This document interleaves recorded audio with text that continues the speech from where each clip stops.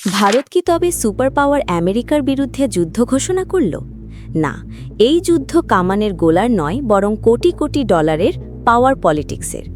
হাজার হাজার কোটি টাকার একটি প্রতিরক্ষা চুক্তি হঠাৎ করেই মাঝপথে থামিয়ে দিয়েছে ভারত।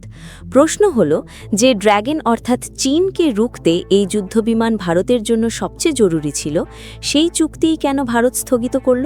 আসুন, আজ আমরা খবরের ভেতরের এক জটিল গল্পকে খুব সহজ করে বুঝে নিই। ভেবে দেখুন, দুটো মিত্র দেশ, তাদের মধ্যে প্রায় ৬৬০ কোটি ডলারের একটা বিশাল প্রতিরক্ষা চুক্তি। সব ঠিকঠাকই চলছিল, কিন্তু হঠাৎ করেই সবকিছু কেমন যেন আটকে গেল। তো প্রশ্নটা হলো, কেন?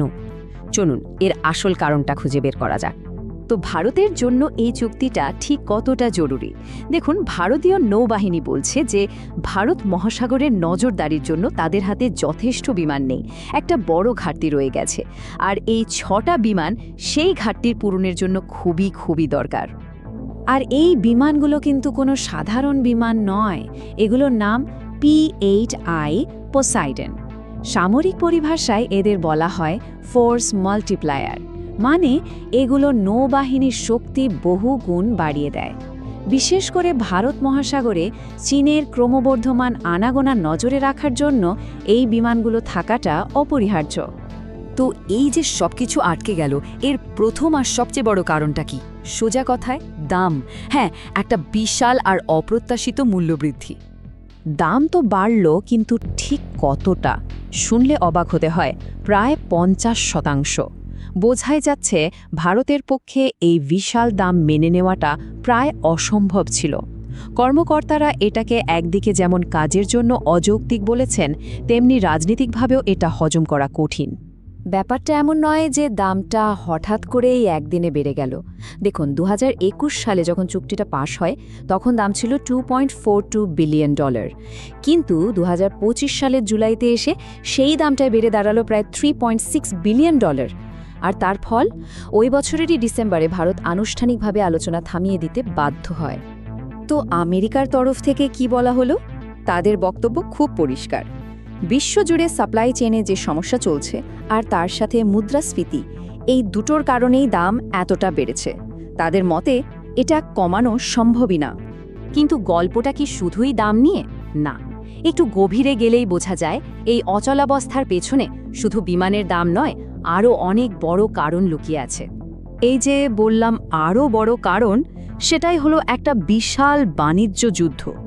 প্রতিরক্ষা চুক্তির আলোচনাটা গিয়ে পড়ল সেই বাণিজ্য যুদ্ধের মাঝখানে, আর দুই দেশই নিজেদের অর্থনৈতিক দাবি দাওয়া নিয়ে একেবারে নাছোড়বান্দা।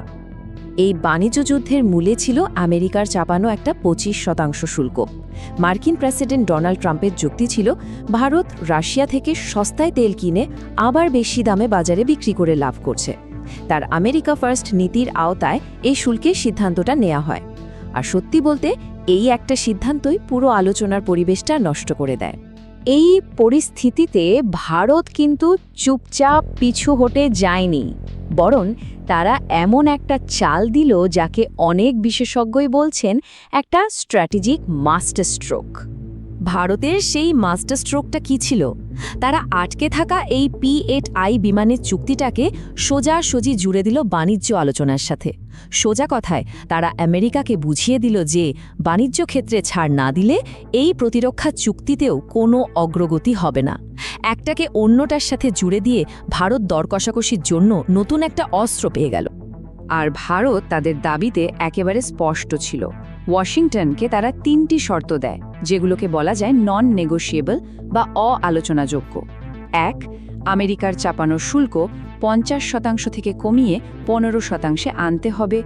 ২, রাশিয়া থেকে তেল কেনার জন্য যে জরিমানা চাপানো হয়েছে তা পুরোপুরি তুলে নিতে হবে। আর ৩, বাণিজ্য আলোচনার বাইরে রাখতে হবে ভারতের কৃষি খাতকে। শুধু তাই নয়, ভারত এটাও বুঝিয়ে দিচ্ছিল যে আমেরিকা একমাত্র বিকল্প নয়। একদিকে তারা ইউকে নিয়ে যুক্তরাজ্য, ইইউ, পেরুর মতো দেশগুলোর সাথে বাণিজ্য চুক্তি চূড়ান্ত করার দিকে এগোচ্ছিল। অন্যদিকে নিজেদের প্রতিরক্ষা সরঞ্জাম তৈরির জন্য DRDOকে আরও শক্তিশালী করছিল। এটা আমেরিকার জন্য একটা স্পষ্ট বার্তা ছিল যে ভারত অন্যদিকেও তাকাতে পারে। আর এই সব কিছু মিলিয়েই আমরা এসে দাঁড়িয়েছি আজকের পরিস্থিতিতে, একটা কৌশলগত অচলাবস্থা যেখানে দুই দেশের জন্যই ঝুঁকিটা কিন্তু অনেক বেশি। ঝুঁকিটা ঠিক কোথায়? দেখুন, ভারতের জন্য এটা নিরাপত্তার প্রশ্ন। ভারত মহাসাগরে চীনের প্রভাব মোকাবেলা করতে এই বিমানগুলো জরুরি। অন্যদিকে আমেরিকার জন্য প্রথমত এটা $360 কোটি একটা বড়সড় চুক্তি। দ্বিতীয়ত, ইন্ডো প্যাসিফিক অঞ্চলে একজন নির্ভরযোগ্য প্রতিরক্ষা অংশীদার হিসেবে তাদের ভাবমূর্তির প্রশ্ন। সুতরাং কেউই সহজে পিছু হটতে রাজি নয়। এই ব্যাপারটা আরও পরিষ্কার হয়ে যায় যখন আমরা অঞ্চলের সাবমারিন হুমকির দিকে তাকাই। ভারত মহাসাগরে চীনের সাবমারিনের আনাগোনা এখন একটা নিয়মিত ঘটনা, আর এই ক্রমবর্ধমান হুমকির মোকাবেলা করার জন্যই ভারতের P-8I বিমানের ঘাটতি পূরণ করাটা এত জরুরি। তো আলোচনা তো এখন বন্ধ, তাহলে এরপর কি? এই অচলাবস্থার সম্ভাব্য সমাধান কি হতে পারে? আর সবচেয়ে বড় প্রশ্ন হলো, এই ঘটনাটা ভারত মার্কিন সম্পর্কের ভবিষ্যৎকে কোন দিকে নিয়ে যাবে? এখানে একটা খুব গুরুত্বপূর্ণ বিষয় মনে রাখতে হবে। ভারত কিন্তু চুক্তিটা বাতিল করেনি, করেছে স্থগিত। এটা একটা সচেতন কৌশল। এর মাধ্যমে একদিকে যেমন আমেরিকার উপর চাপ বজায় রাখা যাচ্ছে, তেমনি ভবিষ্যতে নতুন করে আলোচনার রাস্তাও খোলা থাকছে। কিন্তু যদি এই চুক্তিটা শেষ পর্যন্ত নাই হয়, ভারতের হাতে কিন্তু প্ল্যান বি তৈরি আছে। তারা একদিকে যেমন DRDOর মাধ্যমে দেশীয় ড্রোন বা বিমান তৈরির উপর জোর দিচ্ছে, তেমনি জাপানের কাওয়াসাকি P-1 বা ইউরোপীয় ইউনিয়নের অন্যান্য বিকল্পের কথাও ভাবছে। যদিও এটা ঠিক যে P-8I এর মতো তৈরি আর পরীক্ষিত বিকল্প এই মুহূর্তে আর কোনোটা নেই। শেষ পর্যন্ত এই 6টা বিমানের ভবিষ্যৎ যেন একটা অগ্নি পরীক্ষার মতো হয়ে দাঁড়িয়েছে। এটা কি শুধুই একটা সাময়িক বাণিজ্য বিবাদ যা মিটে যাবে, নাকি এটা এমন একটা পরীক্ষা যা আগামী দিনে বিশ্বের অন্যতম গুরুত্বপূর্ণ এই দ্বিপাক্ষিক সম্পর্কের গতিপথই ঠিক করে দেবে? উত্তরটা কিন্তু ভবিষ্যতের গর্ভেই লুকিয়ে আছে।